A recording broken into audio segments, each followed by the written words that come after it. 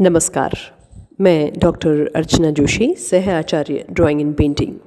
प्रिय विद्यार्थियों, अभी तक हम आपके पाठ्यक्रमानुसार सैद्धांतिक प्रश्नपत्र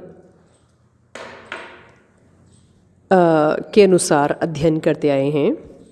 आपने थ्योरेटिकल सैद्धांतिक व्याख्यानों को सुना है, लेकिन आपके पाठ्यक्रमानुसार प्रायोगिक प्रश्नपत्र भी हमें अध्ययन हेतु रखने हैं और उसी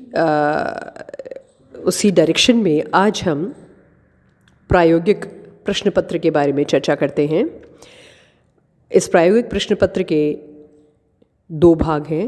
एक स्टिल लाइफ, जो कि आप सामने किसी वस्तु के संयोजन को रखते हैं और पीछे की तरफ ड्रेपरी या कोई कपड़ा सा लगा दिया जाता है बैकग्राउंड के रूप में, और फोरग्राउंड में आपको रखना पड़ता है कुछ ऑब्जेक्ट्स जो कि संख्या में 2-3 हो सकते हैं। इनको आपको छाया प्रकाश के साथ, रंगीन जल रंग के साथ बनाना होता है, हूबहू जैसा कि सामने नज़र आ रहा है। इसके लिए सर्वप्रथम आपको स्केच का निर्माण करना होगा। पर्याप्त दूरी पर बैठकर, कोई 10 कदम की दूरी, जहां आपने ऑब्जेक्ट रखे हैं उससे कोई 10 कदम की दूरी पर बैठकर आपको उस ऑब्जेक्ट का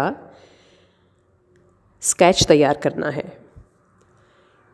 आप पूछेंगे कि कौन से ऑब्जेक्ट्स, तो ये आपको सलाह दी जाती है कि घर के अंदर जो भी आपको फैसिनेटिंग या प्रभावित करने वाला मेटल का कोई चीज़ हो, जैसे लोटा है, ग्लास है, और उसमें भी विभिन्न तरीके के धातु आप ले सकते हैं, जैसे पीतल का लोटा, तांबे का लोटा, स्टील की ग्लास, कांच की बॉटल।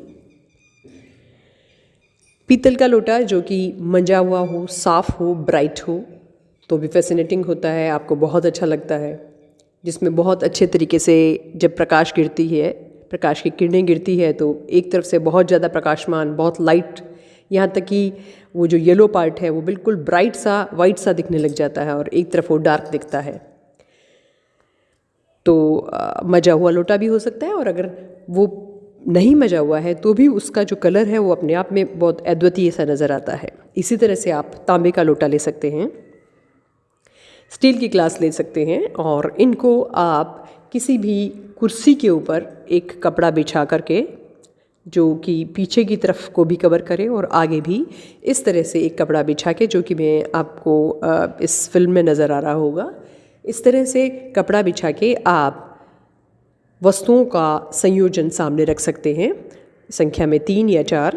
ये मेटल्स हैं। मेटल के अलावा आप फ्रूट्स भी ले सकते हैं। फ्रूट्स में पपीता, केला, एप्पल, अनन्नास, कुछ भी सामने रख सकते हैं, मिक्स एंड मैच करके रख सकते हैं। फ्रूट्स ले लीजिए, ब्रेड का पैकेट ले लीजिए, बिस्किट का पैकेट ले लीजिए, प्लेट रख सकते हैं।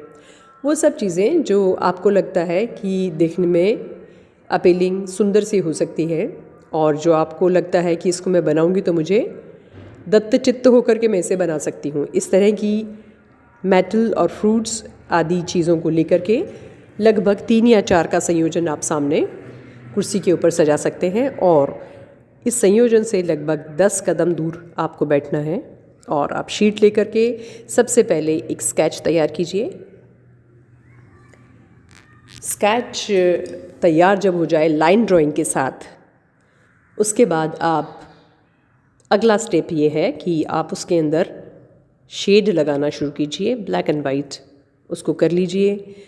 जब आप इसमें सिद्धस्त हो जाते हैं, तब जाकर के आप जल रंग लीजिए और पुनः एक शीट पर उस संयोजन का, उस कंपोजिशन का बहुत हल्के हाथ से स्केच बनाइए, और फिर आप कलर करना आरंभ कर सकते हैं। कलर करने के लिए आपको सबसे पहले बहुत हल्की रंगतों का प्रयोग करना होगा। बहुत हल्की लाइट शेड आपको पहले कोट में लगानी है। दूसरी कोटिंग में आपको थोड़ा सा गहरापन लिए हुए जल रंग का प्रयोग करना होगा और तीसरी और अंतिम कोटिंग में आपको जहाँ ज़्यादा गहरा नज़र आ रहा है उसे ज़्यादा गहरा करते जाना है। इस प्रकार आपको जल रंग द्वारा स्टिल लाइफ में हूबहू जैसा अपने चित्रपट पर निर्माण करना है, जैसा कि आप इस चित्र में देख रहे हैं। ये देखने में ऐसा नहीं लग रहा कि इसको पेंट किया गया है, लेकिन हकीकत में ये सामने रखे हुए किसी संयोजन का हाथ से बनाया गया चित्र है। आप कोशिश कीजिए कि आप प्रैक्टिस करते हुए इतना अच्छा बना सकें कि ये लगे कि वाकई ये हूबहू सामने रखा हुआ पात्र ही है, संयोजन ही है, हाथ से बनाया हुआ नहीं है। तो ये तो हुआ आपका पहला भाग, जो स्टिल लाइफ को देखकर हूबहू बनाना है। और दूसरा है अनुरंगन। ये जो आपने बना लिया है, इसको आपको अपनी मनस्थिति, अपने टेम्परामेंट के अनुसार, आपके स्वभाव के अनुसार, आप इसे कैसा देखते हैं उसके अनुसार इसको पुनः अंकित करना है। वो रेंडरिंग कहलाता है, जिसके बारे में हम बाद में चर्चा करेंगे। फ़िलहाल हम अपना फोकस रखते हैं स्टिल लाइफ पर। जो सामने नज़र आता है उसको हूबहू जल रंग में आपको चित्रित करना है। आप जो बताया गया है उसके अनुसार स्टेप बाय स्टेप पहले स्केच कीजिए, उसके बाद उसको ब्लैक एंड वाइट ड्रॉ कीजिए शेडिंग के साथ, और तत्पश्चात आप उसमें रंग भर सकते हैं। आपका जो एग्ज़ाम होगा वो रंगीन जल रंग द्वारा बनाए गए चित्र का ही एग्ज़ाम होगा। और आप अगर एक ऑब्जेक्ट को रोज़ प्रैक्टिस करते करते सप्ताह में एक कंपोजिशन भी बना लेते हैं, एक शीट का भी निर्माण कर लेते हैं, तो यह ठीक है। और धीरे धीरे आप स्पीड पकड़ते हुए 2 दिन में एक चित्र का निर्माण करना सीखें, और तत्पश्चात आपको एक शीट, एक कंपोजिशन स्टिल लाइफ का 3 घंटे में बनाकर तैयार कर लेना है, क्योंकि आपको एग्ज़ाम में 3 घंटे ही मिलने वाले हैं।